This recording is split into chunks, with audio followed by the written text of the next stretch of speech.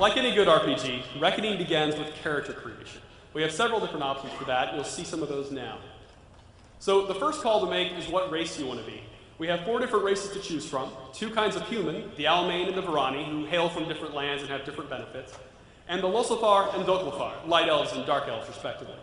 Now, as you choose your race, obviously there's the aesthetic differences, but also you get a head start to some of your non-combat skills, something appropriate to that class.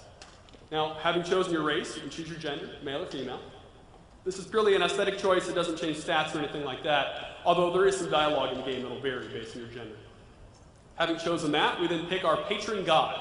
Your patron god gives you a set of combat bonuses that'll last throughout the course of the game. They're small, but they do let you give a way to kind of flavor your character a little bit more right out of the game. Having chosen those things, we've built kind of the systemic side of our character. Now we get to customize his or her appearance. Now, we have several presets for each character you can choose from that are crafted to look cool. If you don't want to use one of those, you can go a step further and customize them on a specific level, changing face shape, eyeshadow, the intensity of your stubble, always a fun one.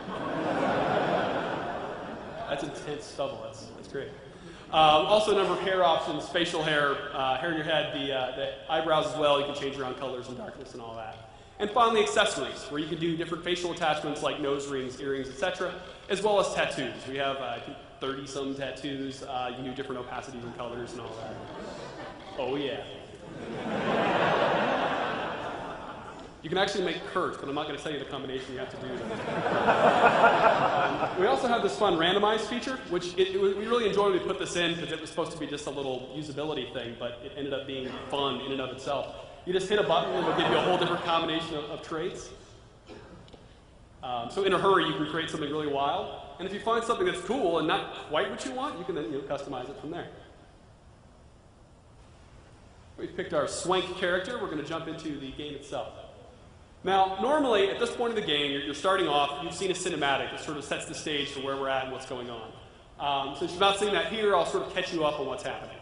Now, Reckoning is set within the world of Amalur in that 10,000-year history that R.A. wrote in a very specific time, a time called the Age of Arcana. The reason for that is that magic is freshly returning to the world after a long absence. This has a lot of different factors in the story. Now, amidst this magic coming back, there is an epic war happening between a group of unseelie fae, an immortal race called the Tuatha, and the mortal races of men and elves. And in the chaos of this war, you, the player character, have died. So yes, from the very beginning of the game, from the outset, you're already dead. It's very sad. Fortunately, it doesn't end there. The game begins with you hacking, coughing, and crawling your way out of a pile of corpses. You get to the ground, retch, kind of wobble to your feet, and find yourself in this strange cavern. You don't know who you are, you don't know how you died, and you certainly don't know how you came back.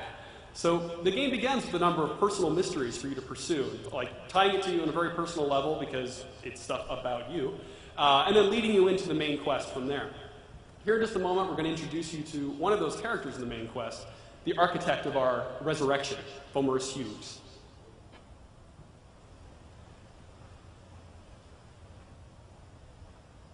You there, you! What are you doing down here? You don't belong... Wait a moment. No, it can't be. Come closer so I can see you. Over here. Why, it's true. It's true. But how? The lens? The new configuration? Perhaps...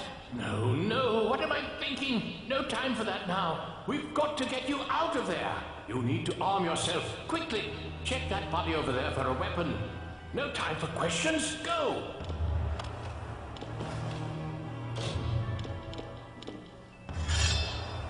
Excellent, excellent. Through the door now.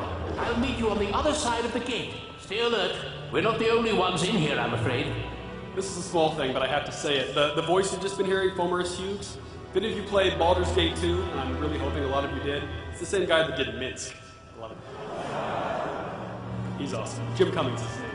Anyway, so we've just looted the sword, and this is the beginning of the tutorial dungeon. At this point in the game, normally we're teaching you how to loot things, how to equip, how to swing your weapon. We're turning that off for the purposes of this demo. Now, as we move forward, you may notice that Fomorus Hughes back there, the gnome on the scaffold, he seemed a little surprised to see us. There's a good reason for that. For the last decade, he's been working on this machine, this magical apparatus you see up ahead. It's called the Well of Souls, and it features prominently throughout the Kingdoms of Amalur IP. Now, the Well of Souls is a resurrection machine, and despite all these years working on it and a very large stack of corpses that you saw back there, it's never actually worked. That is, of course, until now.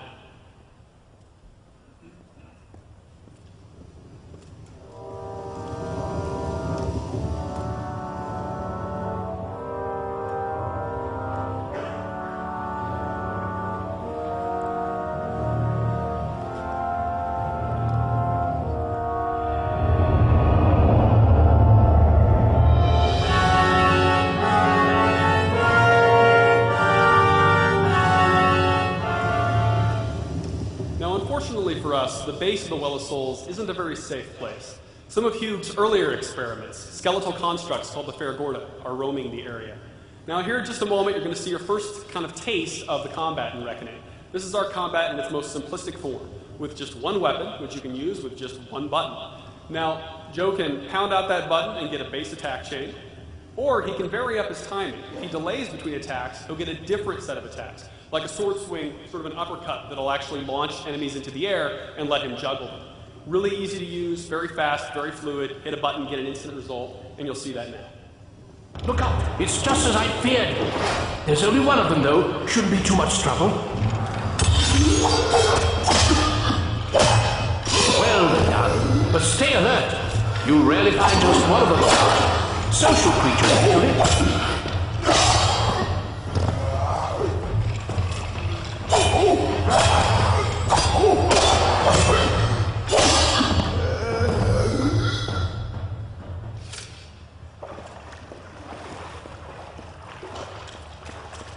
You need to find your way to the upper levels. There's a passage to your right. That should take you through the supply rooms and into the tunnels. Now, as Joe loots this Ferragorda, you see he has some nice leather armor on him. There's a couple things to point out here. One, which you're seeing only a tiny sample of here, is the loot system in Reckoning. We have a full slot machine Diablo-style loot system in Reckoning that can generate over 2 million pieces of loot. We have different quality tiers, material types, affixes, so you can have things like a flaming sword of destruction, all that kind of thing, or of the wombat, or whatever. Very, very cool. So you generate tons and tons of loot. It's just one more thing that keeps you playing the game, just that addicting treadmill of getting new stuff. We also have hundreds, I think it's actually maybe over 1,000, at least hundreds of handcrafted unique items with even more impressive bonuses, as well as collectible armor sets, where as you get more pieces from the set, you get a bigger and bigger bonus. So that's the loot system itself. Separately, there's the actual UI we're looking at here. And this is interesting for some design reasons.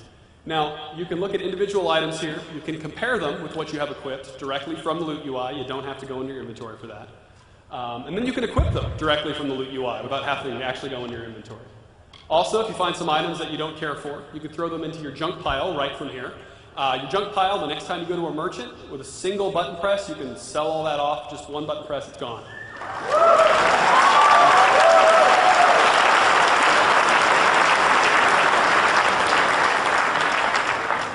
Now, you can expect that to get an applause. Now, RPGs, inventory is very, very important. And some players really like managing their inventory. They like going to that screen, min-maxing exactly the right gear for their character, making sure I've got my chance to crit here and my crit damage percentage there, and just, working all that out. You can absolutely do that in Reckoning. I kind of lean that way myself. But a lot of other players, they don't want to do that. They want to just, hey, give me the cool stuff, let me go back to killing things. We let you have the best of both worlds with this UI, so we're big fans of it. So now, having fully equipped the leather armor off this Ferragorda, we're going to proceed.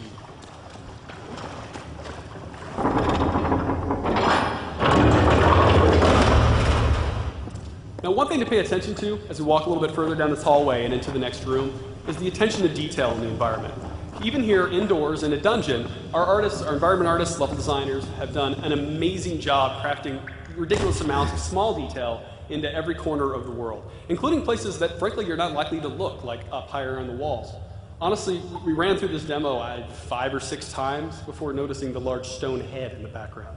Just kind of blends in. Just little things like that that help give the world texture and make it feel more real. That's the way. You're in the main supply room. Grab what you can from the surplus, then keep moving.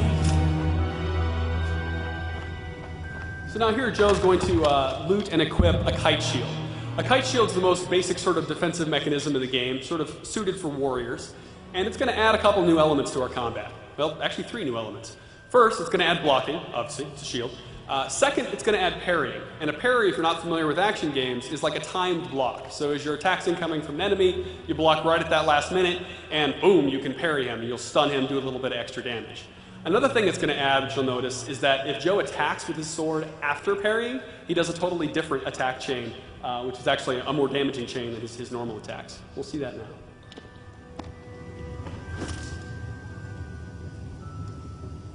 We're in! I thought it was just gnomes down here. The job was to wipe out everything. Gnome or otherwise.